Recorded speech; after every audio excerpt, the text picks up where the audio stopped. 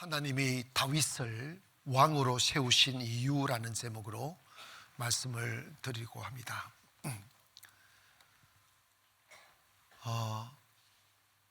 하나님이 왜 다윗을 왕으로 세우셨을까? 성경에 보면 가장 많이 거론되는 이름이 누구일까 생각하면 당연히 아브라함일 거라고 여깁니다. 저도 사실 아브라함에 대한 설교를 많이 했고 또 자주 거론하는 이름이기도 하죠. 왜냐? 그분이 구약의 믿음의 초상이기 때문입니다. 그런데 아브라함의 이름이 두 가지예요. 아브람, 아버지라는 뜻을 가진 아브람이 있고, 하나님의 축복을 받고 계명해 주신 이름이 있어요. 아브라함이 있어요. 아브라함은 만인의 아버지다. 꿈을 키우는 거예요. 사이즈를 키우는 거예요. 아멘. 하나님의 의식을 전화시켜 주시는 거예요.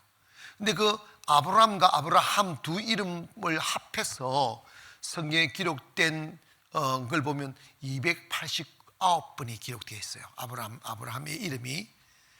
그런데 다윗은 이름을 개명하지도 않고 여전히 다윗은 다윗인데, 다윗이라는 이름은 903번 기록됐어요. 3배가 더 많아요. 그걸 보면 다윗이 더 중요하게 지금 성경에서 거론되고 있다는 걸 알게 됩니다. 아브라함은 예수님이 오시기 전 2000년 전의 사람이었고, 다윗은 1000년 전의 사람이었어요.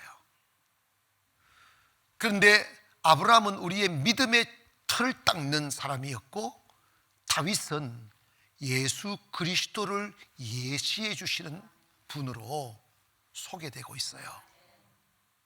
계시록 3장 7절에 보면 빌라델비아 교회 사자에게 편지하라. 거룩하고 진실하사 다윗의 열쇠를 가지신 이곳 열면 닫을 사람이 없고 닫으면 열 사람이 없는 그가 이르시되 라고 했는데, 이건 예수님을 소개하는 말씀으로, 예수님을 소개할 때 첫째는 그분은 거룩하다라. 그분은 거룩하신 분이다. 두 번째로는 진실하신 분이다. 세 번째로는 다윗의 열쇠를 가지신 분이다. 이 열쇠, 다윗의 열쇠는 왕권, 주권 이런 것인데, 다윗이 통일 왕국의 왕이고 이스라엘 백성들은 지금도 여전히 다윗은 존경의 대상입니다. 그래서 예수님을 소개할 때 항상 다윗과 이렇게 연계해서 소개를 하고 있어요. 우리나라 사람들은 안 친하다가도 고향 같다는 게 알려지면 친해져요. 그거 왜 그런지 모르겠어요. 예수 믿는 사람 너무 그러면 안 돼요. 우리는 다 우리 고향의 천국이에요. 아멘.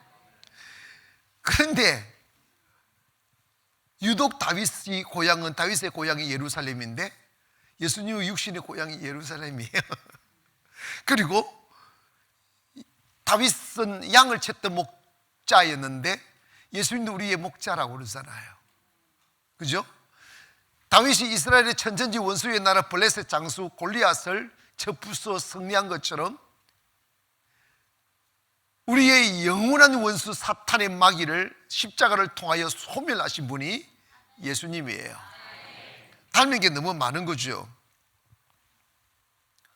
다윗을 생각하면서 우리 그리스도인들은 내 자신의 삶에 충실할 게 아니라 우리가 예수님을 대신 보여주는 삶, 다윗이 예수님을 보여주는 삶을 산 것처럼 우리도 예수님을 보여주는 삶을 살아야겠구나 하는 도전을 우리가 당연히 받아야 되겠죠. 예수님 이전의 사람들은 사이즈의 문제이지 다 자기 욕망에 쌓여 살고, 자기 싫은 욕구에 묶여 살고, 자기가 살기 위해서 사는 사람들이 다 대부분 그래요. 사울도 그랬지만 예수님 만나고 성령 만나서 그가 고백한 갈라디아 2장 20절에 보면, 내가 그리스도와 함께 십자가에 못 박혔나니 그런즉 이제는 내가 사는 것이 아니요 오직 내 안에 그리스도께서 사시는 것이다. 이제 내가 육체 가운데 사는 것은 나를 사랑하사 나를 위하여 자기 자신을 버리신 하나님의 아들을 믿는 믿음 안에서 사는 것이다. 이게 그리스도인의 삶의 태도여야만 합니다. 바울은 초대교회를 향해서 편지할 때 너희들은 그리스도의 편지다, 너희들은 그리스도의 향기다, 이렇게 이야기해요. 통신이 발달되기 전에 3개월, 5개월, 1년 만에 먼 곳에 가 살고 있는 아들의 편지를 어머님이 받습니다. 궁금해하고 잘 있나, 병이나 안 들었느냐, 힘들진 않나 궁금해하는데 아들의 편지가 오면 어머님은 그 편지를 가슴에 담아요. 그리고 부엌에서 불 떼면서 보고, 화장실에서도 보고, 자기 잠자면서도 보고 그래요. 근데 그거 그냥 종이에요. 글이에요. 그런데 거기에 아들의 향수가 들어있는 거예요. 아들의 마음이 들어있는 거예요. 그게 너무 귀한 거예요. 읽고 또 읽고 그러면서 아들의 근황을 알게 되는 거죠.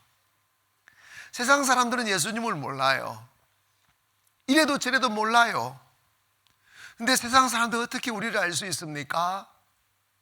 편지를 보고 알아야 되는데, 너희들이 세상에 보내어진 그리스도의 편지라는 거예요. 너희들을 보고 세상은 예수님을 알게 될 거라는 거예요. 너희들을 보고 예수님은 살아계심을 알게 될 거라는 거예요. 너희들을 보고 세상은 예수님이 하나님의 아들이시며 만왕의 왕이심을 알게 될 거라는 거예요. 그러므로 너희들은 예수님을 대신하는 삶을 살아라는 거예요. 너의 작은 욕망에 묶여 노예되어 살지 말고 벗어나라는 거예요. 벗어나서 이제 내가 사는 것은 내가 아니요 내 안에 예수 그리스도가 사는 것이다. 이제 내가 육체 가운데 사는 것은 나를 사랑하사 나를 위해 죽어주신 예수 그리스도를 믿는 믿음으로 사는 것이다. 여러분, 꿈을 꾸어야 돼요. 무너지는 인생, 자빠지는 인생, 무기력한 인생을 바라보며 나는 어쩔 수 없는 사람이야 하고 자기를 비유하며 미래를 포기하지 말고 주의 은혜로 다시 힘을 입어서 내 삶도 변화되어 주님을 보여주는 삶을 살아야 되겠다. 그리고 향기는 뭐예요? 사람은 오감이 있지만 그 중에 가장 민감한 게 냄새 감각이에요. 냄새가 싫으면 다 싫어요. 맞죠? 냄새가 싫으면 아무리 아름다워도 냄새만 싫어요. 여러분 필리핀 가면요 둘리안이죠. 둘리안, 그죠? 이거부터 말씀드릴게. 저는 은행을 그 전에 잘 먹었어요. 지금도 주면 먹긴 해요. 근데 근데 딱 구워서 먹으면 그 맛이 괜찮아요. 그래서 난 은행이 참 귀한 줄 알았어요. 참 귀하고 은행 나오면 은행 딱 먹어야 되겠다 이 생각을 했는데, 춘천 가난이 그 가난 교회 안에 은행 나무가 아름드리 은행 나무가 여러 군데 그래서 몇 그루 베버렸지만 아직도 여전히 있어요. 근데 처음에는 은행잎이 노랗게 떨어져 가지고 길을 노랗게 무니까 뭐 진짜 그림 같아요. 근데 살아보니까 그림이 아니더라고요. 그거 쓰려고 하면 은행 나무는 불도 잘 안 타요. 그거 너무 많아 보세요. 근데 한 번은 제가 차를 탔는데 똥냄새가 그렇게 나는 거야. 그래가지고 내 신을 계속 봤어요. 똥을 안 밟았더라고요. 그래가지고 털고 했는데 그래도 계속 똥냄새가 나는 거예요. 이유인적 교회 안에 들어와서 우리 사택으로 들어가는 그 길 사이가 그 나무들이 쫙 있는데 은행 나무가 중간중간 은행이 떨어지니까 내가 자연스레 은행을 밟은 거야. 내가 알았어요. 그제서야 은행은 맛있는 게 다가 아니구나. 똥냄새가 나는구나. 그때부터 은행이요 저한테 천대받았어요.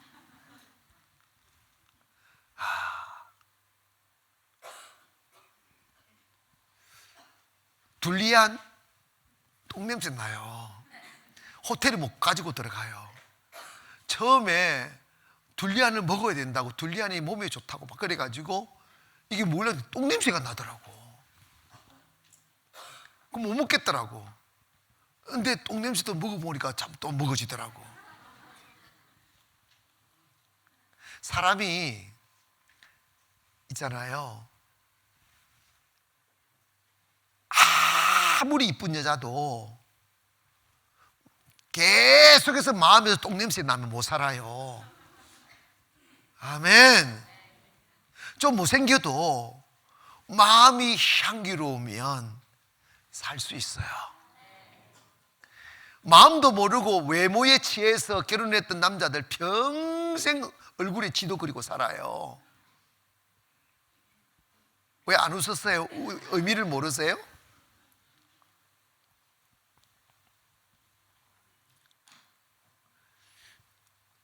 외국 사람들은 우리 한국 사람들 몸에서 진짜 김치 냄새 난대요.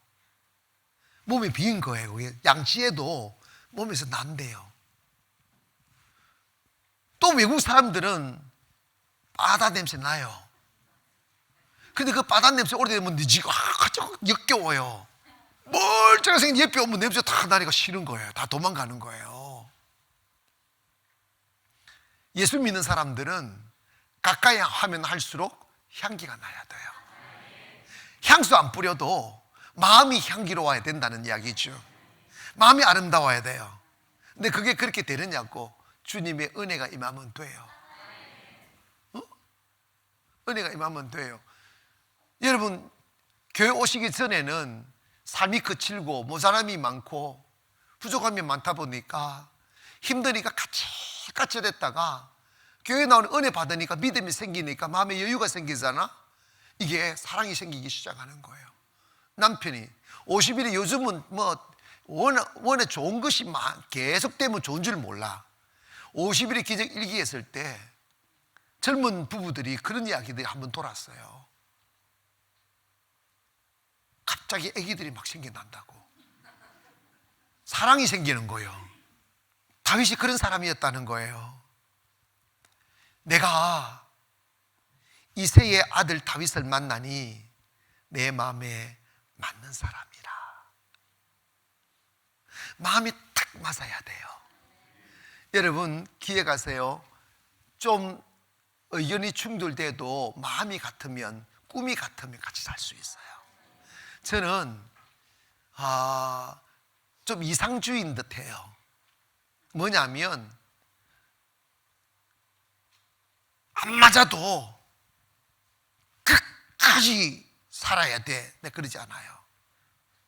끝까지 안 맞으면 알아서 하라 이러네. 뭐 내가 헤어지라 그런 말을 못하지, 알아서 하라 그래요. 교회는 저는 말을 해요. 진짜 교회 오셔서 목사와 꿈을 같이 할 수 없으면 다른 교회 가시라, 그 말씀 드려요. 왜냐하면 비저너리가 돼야 돼요. 목사가 꾸는 꿈이 내 꿈이 되고 주님의 꿈이 되고, 이래 꿈이 같아야 같이 살지, 꿈이 다르면 못 살아요. 힘들다고. 마음이 같아야 돼요.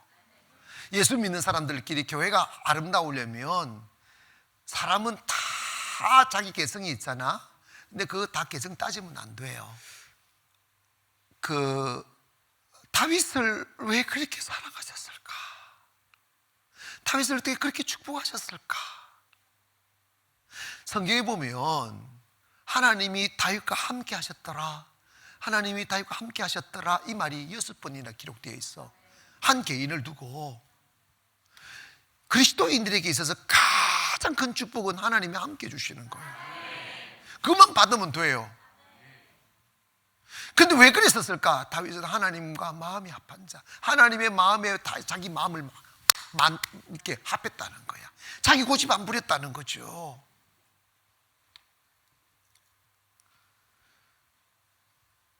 그런데 하나님이 함께 하시면 어떤 일이 벌어지느냐?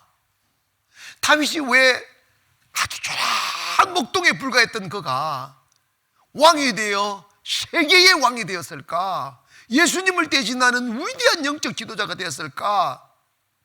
그 이유를 사무엘하 5장 10절에 보니까 이렇게 기록하고 있어요. 만군의 하나님 여호와께서 함께 하시니 다윗이 점점 강성하여 가니라. 여러분 봐봐요. 하나님이 함께하는 사람은 점점 뭐에 더 간다? 강성하다마는 점점 잘 돼가고 점점 강해져가 점점 잘 된다는 소리예요. 이거는 원칙이에요. 요즘 제가 영의 사람이 되라고 그렇게 외치는 이유가 뭐냐면, 교회를 다녀도 10년이 가도 20년이 가도 강성한 게 아니고 점점 초라해져 가는 사람들이 너무 많아요. 여러분, 그 비정상이에요. 하나님 함께 하지 않는 거예요. 하나님은 축복의 하나님, 기적의 하나님, 살리시는 하나님, 회복의 하나님. 그 하나님이 내 아버지가 되고 내 안에 계신다면 그분이 영향력이 오지 않겠어? 왜 강성하지 않을까? 왜 교회가 무너질까? 왜 성도가 무너질까? 왜 목사가 무너질까? 답은 딱 하나예요. 하나님이 함께 하시지 않기 때문입니다. 어디에 다른 뜻이 있어요, 거기에. 신앙생활은요, 도 닦는 게 아니라고. 신앙생활은 여러분이 좀 개선되기 위해서 오는 게 아니라고요. 신앙생활은 여러분 인격 함량을 하기 위해서 오시는 게 아니라고. 신앙생활은 하나님을 만나는 것이죠. 교회는 하나님을 만나 그분으로 인하여 그분이 우리와 함께 해주시고 그 함께 하심으로 말미암아 점점 강성하여져 가야죠. 그래서 하나님의 나라가 확장되어져 가야죠. 이것이 원칙이라고. 마귀가 들어오면 두려워져요. 무슨 두려움이 생기느냐 하면 내일 잘못될까봐, 지금 내가 가지고 있는 평안함 잃어버릴까봐, 사업 잘못될까봐 막 두려워져요. 마귀 생각이에요. 근데 그 생각을 여러분 품고 있으면 그런 날이 와요. 그런 생각은 내가 하는 게 아니라 마귀가 주는 거 빨리 털어버리세요. 어제보다 오늘이 나았고, 아멘 합시다. 오늘보다 내일이 나을 것이고 내일보다 모레가 더 나을 것이라고 솔직히 이야기합시다. 여러분, 과거보다 지금 더 나아졌잖아. 그러면 미래는 더 나아질 것을 믿어야지. 더 나아질 것을 믿어야죠. 하나님의 축복을 믿어야지. 다윗은 꿈꿀 수 없는 사람이었고 도저히 왕이 될 제목이 아니었어요. 사람들의 눈으로 볼 땐. 그러나 하나님은 그를 왕으로 세우셨어요. 여기 앉으신 여러분들은 어떤 면을 보아도 다윗보다 나아요. 다윗은 키도 땅따람하고 생기도 그렇고, 이새가 아버지가 왕을 세우려고 아들들 모아라고 모으지도 않았어요. 아버지의 눈밖에 나요. 아버지가 보실 때도 이게 도저히 왕감은 아니다 이렇게 되는 거지. 근데 하나님 그 사람을 세우셨다고, 그 사람 높이셨다고. 뭐 때문에 그럴까? 우리 그거 배웁시다. 그래서 여러분이 점점 강성해져 가야 돼요. 세워져 가야 돼요. 할렐루야. 점점 잘 돼서 가야 돼요. 왜 그러느냐? 그는 하나님과 마음을 합했기 때문입니다. 교회 오셔서 제일 먼저 해야 될 게 뭐냐면 마음을 하나님과 합하려는 노력을 하셔야 돼요. 한 배에 태어난 자식도 마음이 같지 않아요. 더 적극적으로 말씀드리면 여러분의 마음 같은 마음 없어요. 사람의 마음은 바람 같아요. 하루에 35,000번씩 바뀐단다. 나도 내 마음을 몰라. 나도 내 갈 길 몰라. 그런데 여러분 보셔요. 우리가 하나님 앞에 인정받는 비밀 하나가 있어요. 하나님 앞에서 자기 고집하고 자기 생각 고집하고 욕심 부리고 이러면 하나님 버려요. 다윗은 어떤 사람이냐?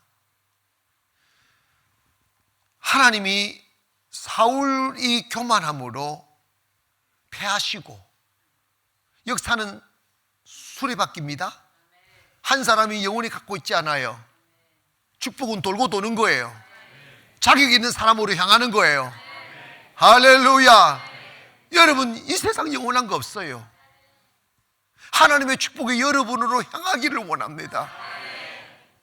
그리고 여러분 인생에 하나님의 축복이 있기를 원합니다. 왕이 왕도 되는데 우리들 뭔들 못하겠어요? 어떤 사람인들 안 되겠냐고. 과거에 무산 시절이 많았고 초라한 옷을 입고 산 시절이 많아도 그것이 여러분이 운명이 되기는 하지 마세요. 믿음은 변화입니다. 새로움이에요. 올 수 있어요. 그래서 하나님이 사무엘을 이새의 집으로 보냈어요.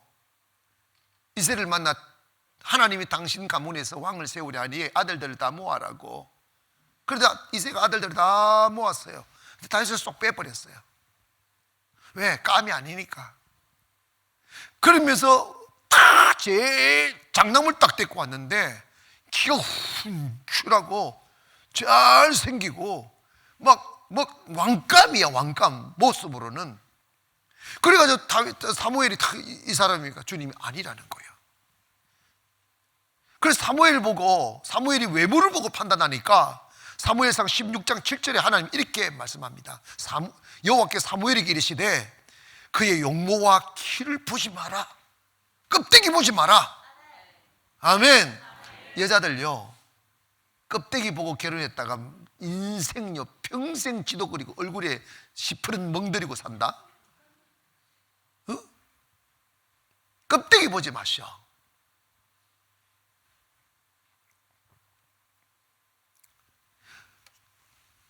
그의 용모와 키를 보지 마라. 내가 이미 그를 버렸노라. 내가 보는 것은 사람과 같지 아니하니 사람은 외모를 보거니와 나 여호와는 뭘 보신다는 거예요? 마음을 보는 마음. 하나님은요 뭐 보신다? 중심을 보는 거야. 껍데기 외식을 보지 않아요.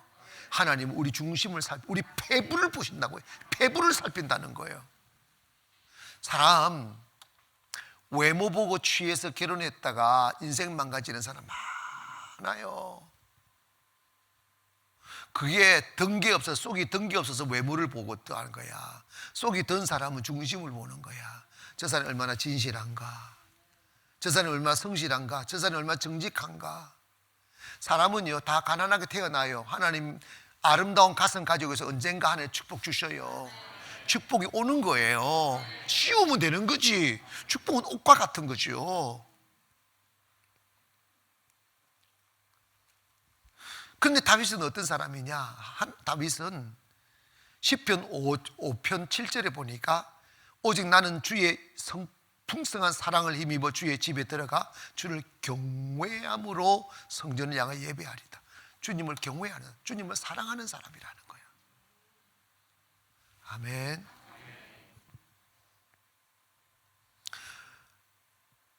요즘 사람들이 가장 큰 잘못이 뭐냐면 하나님을 가볍게 여겨요. 경외는 내 삶의 중심에 하나님을 두는 거예요. 내 삶의 가치가 되고 이유가 되고 가장 큰 섬김이 되는 거.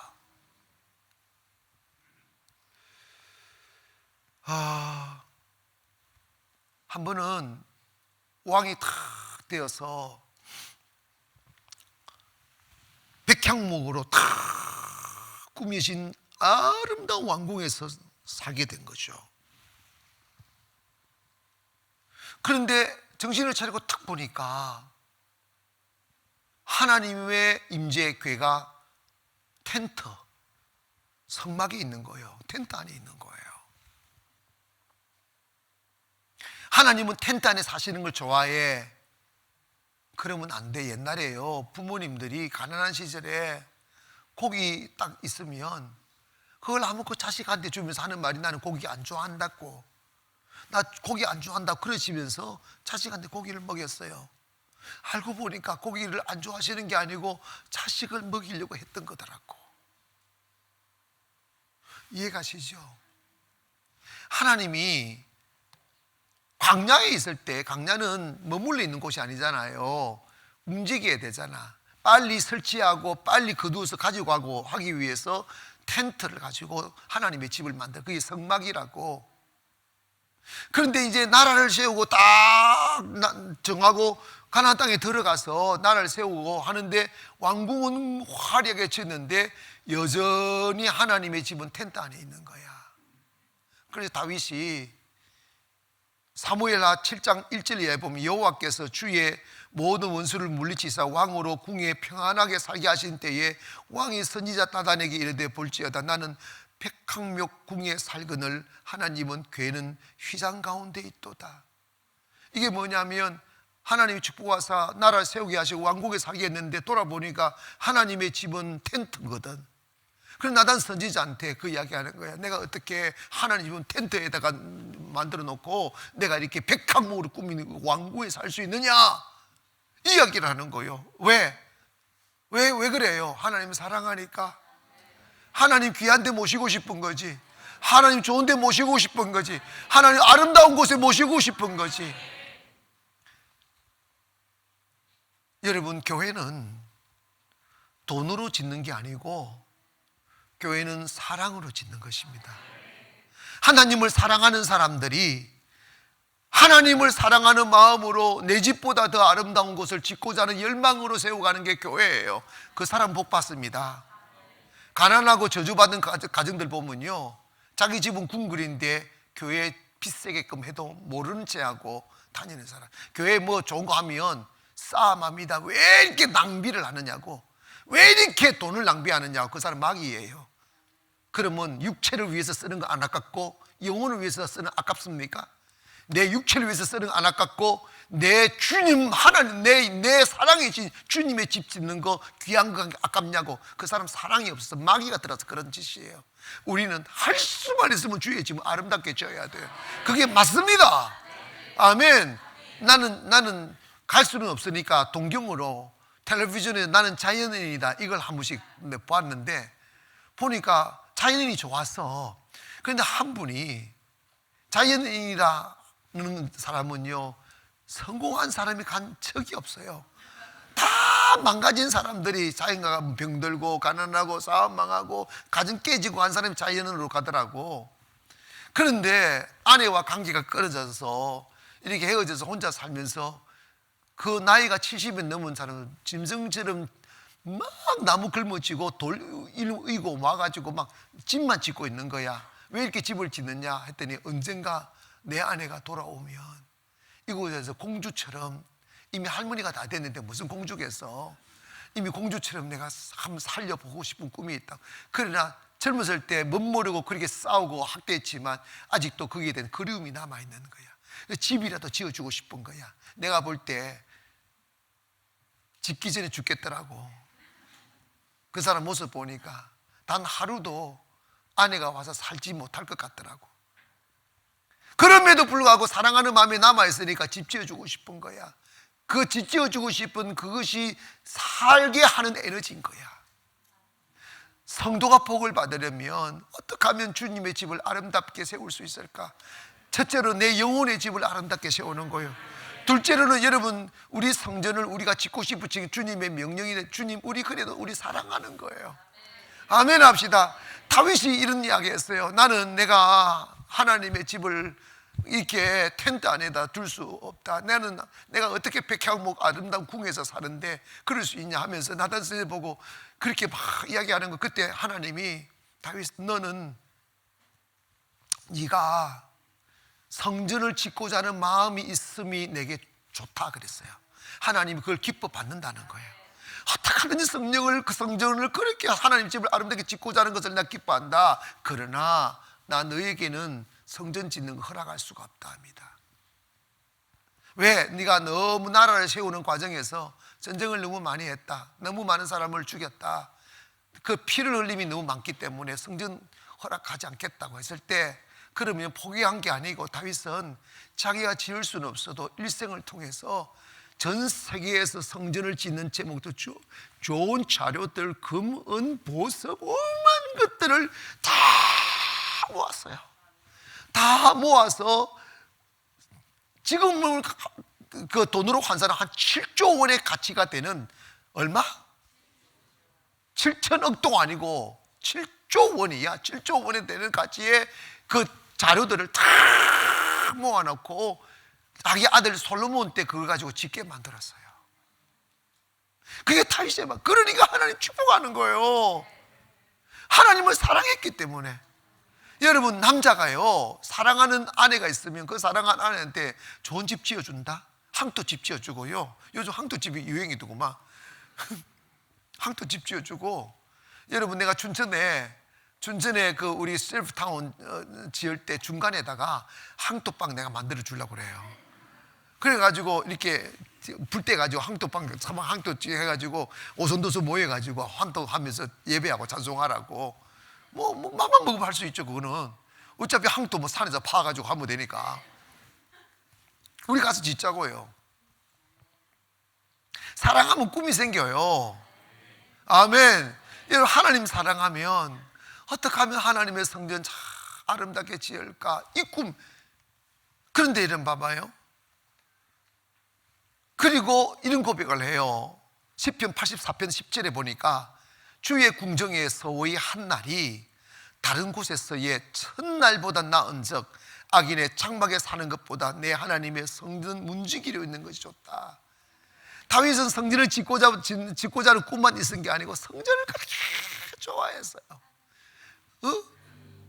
하나님 그를 축복하지 않을 수 있겠어요? 두 번째로 다윗은 자신의 삶의 목적을 하나님의 뜻에 맞추어 살았어요. 이게 진짜 중요해요. 아멘. 하나님의 뜻에 맞추어 살았어요. 사람들은 항상 자기 이익을 우선해요. 손익 계산에 너무 빨라요. 손해가 될까? 이익이 될까? 이건 너무 계산하고 살아요. 다윗은 그 마음을 버렸어요. 다윗은 살아갈 때 절대로 손익 계산하지 않았어요. 뭐만 했느냐? 이것이 하나님의 뜻인가? 어느 것이 하나님의 뜻인가? 어떤 길을 걸어가야 하나님의 뜻일까? 여러분 봐봐요. 다윗이 골리앗 앞에 나갈 때 손익 계산하지 않았어요. 죽는 줄 뻔히 알았어요. 못 이겨요. 그런데 하나님의 이름으로 가잖아. 주님 뜻 이루려고. 사울왕이 그를 괴롭힐 때 손익 계산하지 않았어요. 어느새 다윗이 커서 사울만 없으면 자기가 왕이 되는, 이미 왕이 될 것을 예정이 되었고, 그런데도 불구하고 다윗은 사울을 해치지 않았어요. 죽일 수 있을 때도 해치지 않았어요. 하나님의 뜻을 구했다고, 하나님이 하시라고, 하나님의 뜻대로 하시라고. 다윗이 살아온 삶을 보면요, 절대로 자기 생각을 앞세우지 않았어요. 자기 이익을 구하지 않았어요. 결코 손익 계산하지 않았어요. 자기가 앞서 행동하면 자기 원수 제거할 수 있고 고통 제거할 수 있음에도 불구하고 자기 행동하지 않아요. 하나님의 뜻에 맡겼습니다. 교회는 하나님의 뜻을 선포하고 하나님의 뜻을 이루는 곳이에요. 목사가 왜 망하는지 아세요? 자기 뜻대로 목회하면 망해요. 하나님의 역사가 없어. 강성함이 없다고. 강성함은 하나님 뜻대로 해야 강성해진다고. 하나님 함께 주셔야. 언제 함께 하느냐고. 마음이 같아져야 함께 하지. 마음이 같아야. 제가 목회하면서 참 많은 일들을 경험했어요. 근데 그 중에 진짜 이게 목사가 진짜 힘든 게, 사람들은 목사에게 와서 자기 생각을 이야기를 해요. 이렇게 좀 해줬으면 좋겠다, 저렇게 해줬으면 좋겠다. 그럼 이제 근데 그 사람만 있는 게 아니잖아. 교회는 다른 사람도 다른 이야기를 해요. 사람은 마음이 달라요. 한 가지 일을 놓고 생각이 다 다르시다고. 그러면 A 집사의 말을 들으면 B 집사가 삐져요. B 집사가 말 들으면 A 집사가 삐져요. 이렇게 나온다. 목사는 A 집사만 좋아한다고. 좋아하고 낙보가 어디 있어요? 그러니까 막 목사가 휘둘리는 거예요. 목회가 안 돼요. 그게 하나님 뜻이 아니에요. 아멘 합시다. 목사는 강직해야 돼요. 천명이 다가와 말을 해도 하나님 뜻이 아니면 거부할 줄 아는 용기가 있어야 목사예요. 그런데 정말 그게 두려워요. 왜 두려우냐면 저 사람 말 안 들으면, 저 사람 의견을 안 들어주면 저 사람 삐지고 교회 떠날 걸 뻔히 보여요. 뻔히 보여요. 그래서 그 사람 말 듣다가 목사 인생 망치는 거예요. 교회 망치는 거예요. 하나님이 잘 들어서 그 모습을 보셔요. 너는 사람의 종이구나. 너는 사람을 두려워하는구나. 그러다가 제가 망가졌어요. 망가지고 난 뒤에 주님이 성령을 제게 다가오셔서 저한테 물었어요. 너가 사람 믿고 목회할래? 나 믿고 목회할래? 사람 의지하고 목회할래? 나 의지하고 목회할래? 그때 저는 단호하게 결단했어요. 성령님, 이제 성령님 믿고 목회하겠습니다. 성령님하고 목회하겠습니다. 아닌가 다를까 그런 사람들이 떠나갔어요. 떠나갔는데 내가 더 잘 되기 시작하더라고요. 교회가 더 일어나기 시작하더라고. 하나님이 누구를 쓰실까?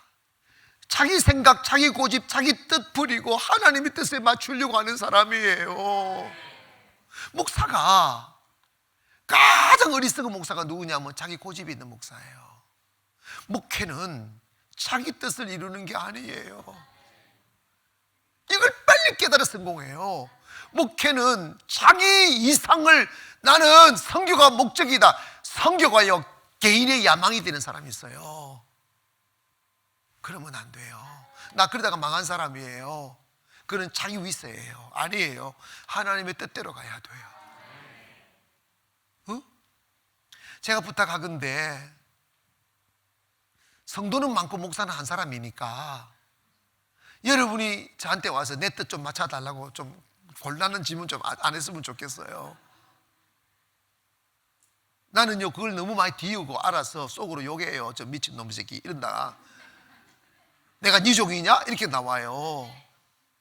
좋은 의견이 있을 수 있어요. 그런데 여러분 한 가지 놓치는 게 하나 있어요.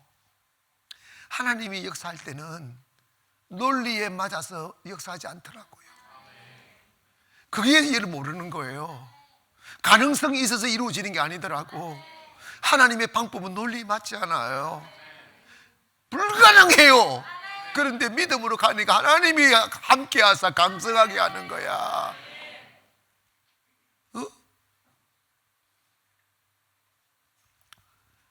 저는 체질상 고집이 센 사람이에요. 내 방법으로 목회를 많이 해봤어요. 목회하는데도 내 방법대로 하는 게 목회가 아니더라고요. 강성하질 않아요. 목회는 뭐냐? 나를 꺾는 게 목회더라고. 내가 하나님 앞에 나를 꺾는 것이 목회더라고. 목사가 하나님 앞에 굴복을 안 하니까 성도가 목사한테 굴복 안 해요. 여러분이 자식들이 여러분 말 잘 듣고 순복하기를 원하시면 여러분이 저한테 굴복이 돼야 돼. 굴복 안 되면 목자한테 굴복한 자식들 하나라도 왼수가 돼요. 다른 길 걷는다니까. 이게 영적 무서운 비밀이에요. 그래서 지금은 저는요 저 야망으로 목회하지 않아요. 주님의 뜻을 따라가려고 몸부림을 치지 다른 거 구하지 않아요. 혹여 여러분 제가 하는 일이 여러분의 마음에 든다 그럴 때 여러분 조심하세요. 내가 타락한 거예요. 제가 여러분의 마음에 들면 안 돼요. 하나님의 마음에 들어야 돼요. 그게 사는 길이에요. 그가 강성해져 가는 길이라고. 다윗은 목동이었을 때도 하나님의 뜻을 구했어요. 나는요, 이거 봐봐요. 엔게디 굴에서 숨어 있는데 사울의 군대가 쫙 들어와서 조금만 몇 발 정도 다윗은 잡혀서 그냥 죽는 거예요. 하나님이 프로포폴 쫙 뿌려가지고 딱 잠을 재워버리잖아. 아멘. 또 따지지 마. 목사님 진짜 프로포폴 그때도 있었습니까? 좀 이해하고 들으셔요. 성령의 프로포폴 해가지고 다 잠재워버린 거야. 다윗이 그 사울의 군사를 확 들어 얼마나 두려웠겠어. 그러나 하나님이 그와 함께 하시니 성경이 프로포폴로 뿌려서서 다 잠재우는 거야. 원래 군대는 초병은 자면 안 돼요. 사형감이에요. 초병까지 다 하나님은 하시면 다 하신다. 다 옳기를 시켜버린 거야. 그래가지고 다윗이 수유이 글이 나와가지고 사울 자는 걸 사울이 칼을 뺐어. 사울이 칼을 뺐다고 얼마나 깊은 잠에 들었으며, 그리고 그냥 탁 치면 왕이 되는 거야. 그런데 다윗은 아무 짓도 안 자. 자기가 지나갔다는 흔적는 옷깃 조금만 잘랐어. 그 왕의 옷깃 잘란 것까지도 잘못했다고 회개한다. 하나님이 기름 부으신 사람, 설령처가 타락하였을지라도 한때 하나님의 기름 부으심을 받은 사람이니 내가 건드릴 수가 없다.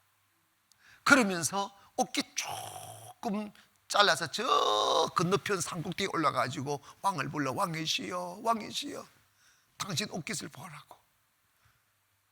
사울이 탁 보고 옷깃 잘렸거든. 왜 그때 사울이 감동을 받아요. 내 아들아, 이런다. 나는 너를 죽이려고 군대를 일으켰는데 너는 나를 죽일 수 있는데도 옷깃만 잘랐구나.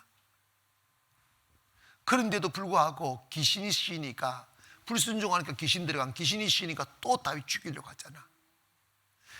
그 순간에 다윗은 자기 뜻을 이루지 않아요. 하나님께 맡기는 거예요. 하나님의 뜻.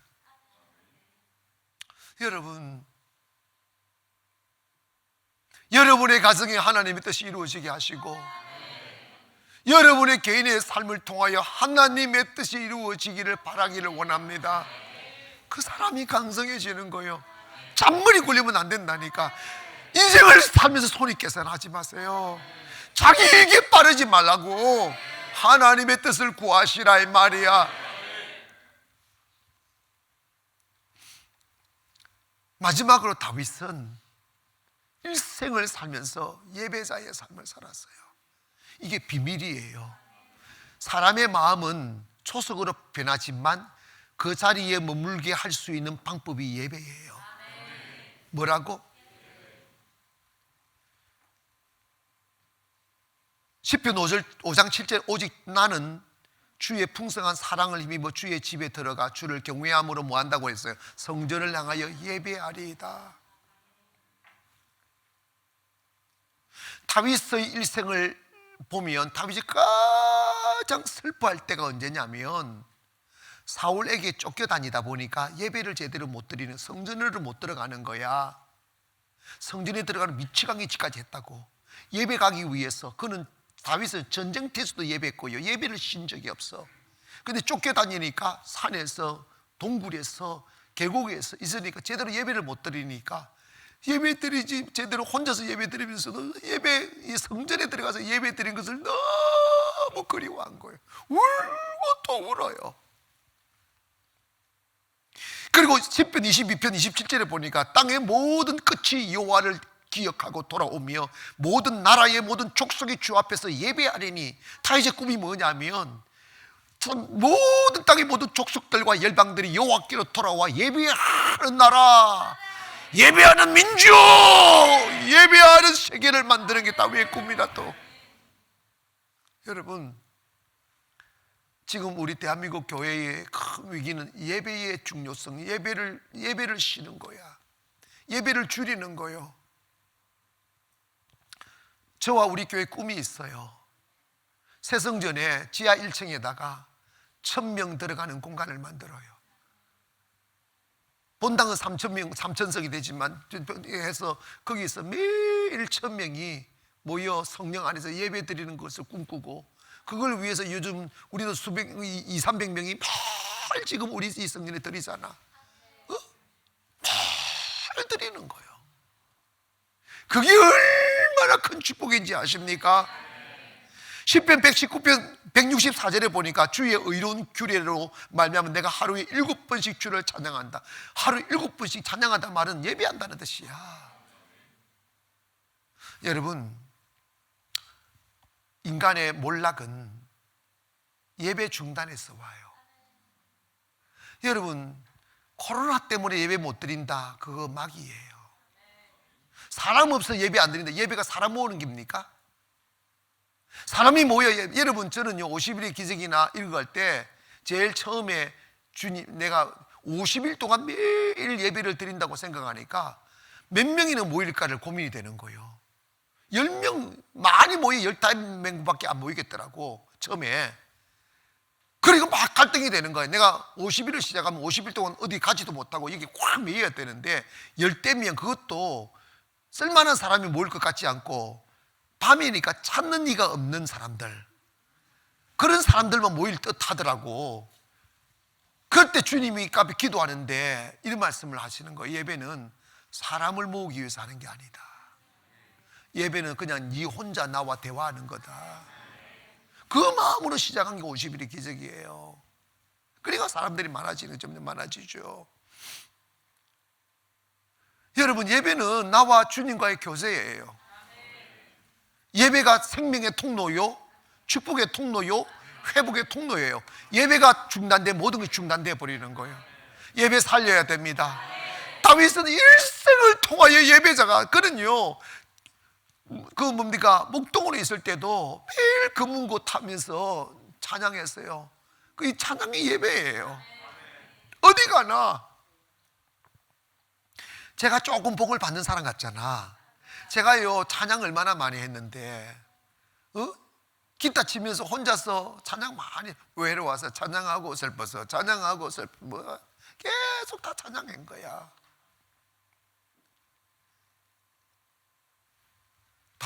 여러분, 다윗 이전에 그러니까 사울 왕은 처음부터 그렇게 타락한 사람이 아니에요. 아시겠어요? 그도 처음에는 하나님 마음에 들었어요. 그런데 부유해지다 보니까, 권력의 맛을 보다 보니까, 잘 되다 보니까, 좋은 집에 살다 보니까 사람이 변질된 거야. 왜 변질됐을까? 예배를 안 드리니까. 예배다운 예배를 안 드리니까. 사울이, 여러분 봐봐요. 사울이 하나님께 버림받는 순간이 사무엘상 15장에 가보면 예배의 변질에서 오는 거야. 예배는 정해진 룰이 있어요.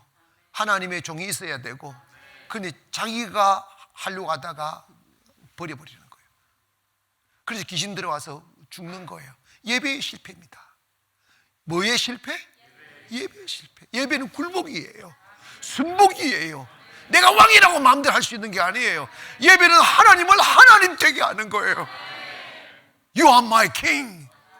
나는 세상의 조각이 왕이지만 진정한 나의 왕은 당신입니다. 하나님의 완전히 굴복하는 거예요. 사울은요 교만이 확 들어오니 그게 안 된 거예요.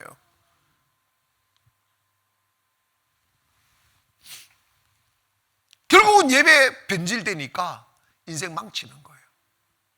한국 교회가 영성 있는 예배 잃어버렸어요. 우리 회복해 가야 됩니다. 다는 아니지만 너무나 그걸 중요하게 여기잖아요. 사람들끼리 모여서 장난쳐요. 프로그램하고 있다고요. 예배는 내 마음을 드리는 거예요. 내 생명을 드리는 거예요. Adore Him, 그분을 높이는 거예요. 그분의 가치, 당신은 You are my master, 나의 주인이고 You are the reason of my life, 내 삶의 이유라고. 아멘. 내 삶의 가치를 드리는 거예요. 그게 교만이 어디 있고 자랑이 어디 있고 높음이 어디 있어요. Kneel down before Him, 그 앞에 무릎을 꿇는 거지, 엎드리는 거지. 다윗은 그 마음 가지고 살았어요. 그 마음을 지켰더니 하나님이 끝까지 지키는 거야. 여러분, 예배 놓치면 망합니다. 우리 교회가 다윗의 꿈처럼 열방이 일어나 예배하는 그날을 꿈꿉시다. 할렐루야. 대한민국 예배하는 나라가 되기를 꿈꿔주십시다. 모든 세계가 주께로 돌아와 예배하는 꿈. 그런 저는요 주님이 그렇게 하실 건데만, 우리 예배, 저 새성대 지금 우리 예배 구경하러 전 세계에서 모여들 것을 보여주고 있어요. 그렇게 되게 돼 있어요. 그런데 여러분 봐봐요. 그러기 위해서 지금 우리는 하나님 한꺼풀 베끼는 날이에요. 요즘에 한꺼풀 한 계단 베끼더라고. 지금 잘 따라오시기를 바랍니다. 예배자를 주님 축복하셔요. 예배가 무너지면 안 됩니다. 나는 먹고 살기 위해서 사는 게 아니고 예배 드리기 위해서 사는 거예요. 여러분, 삶이 칙칙하고 가다가 무너지고 세워지지 않고 왕성하지 않는 것은 예배가 무너졌기 때문이에요. 예배가 살아있으면 예배는 축복의 통로예요. 하나님이 다윗과 함께하니 점점 강성하여져 가니라. 예배가 살아나면 곰곰이 한번 생각해봐요. 매일 예배 오는 사람들 가정에 통곡 사라졌어요. 병마 사라졌어요. 분쟁 사라졌어요. 할렐루야. 사라지게 되어 있다니까. 인생이요, 악한 사람한테 걸려들고 사건에 걸려들면 10년 낭비예요. 얻는 거 없어. 다 잃어버려요. 허무해요. 예배자는 그런 일이 없어요. 시간 축복하신다니까. 행복하게, 건강 축복하시요. 건강하게, 가정 축복하시는 화목하게, 물질 축복하신다니까. 부유하게. 예배자가 받는 복이에요. 그래서 저는요, 지금 우리가 대성전을 짓고 있지만 아무것도 신경 쓰지 않아요. 그냥 예배할 거다고. 예배만 충실히 들고 있으면 하나님이 하십니다. 따라합시다. 주여, 예배자 되게 하소서. 여러분, 이곳에 오실 수 있는 분들은 매일 오시고, 아니면 방송에서 드릴지라도 마음을 들여 예배 드리세요. 충성스럽게. 예배자는 성공합니다. 왜? 하나님이 정말 볼품없는 그런 사람을 왕으로 세워 예수님을 대신하는 사람으로 전 세계가 영원히 그의 이름을 높이게 만들었던가. 예배자가 되니까 그런 거예요. 사랑하는 여러분, 오늘 우리 다윗같이 하나님과 마음이 합하여지고, 할렐루야, 그리고 뭡니까, 겸손하고 순복해서 하나님의 축복받기를 바랍니다. 점점 강성해질 수 있도록 오늘 기억하세요. 오늘보다 내일이 좋아진다. 올해보다 내년이 더 좋아진다. 나는 점점 더 강성해져 간다. 그게 하나님이 부르신 사람의 특징이에요. 세움 받는 저와 여러분 되기를 축원합니다. 기도하겠습니다. 거룩하신 아버지 하나님 감사합니다.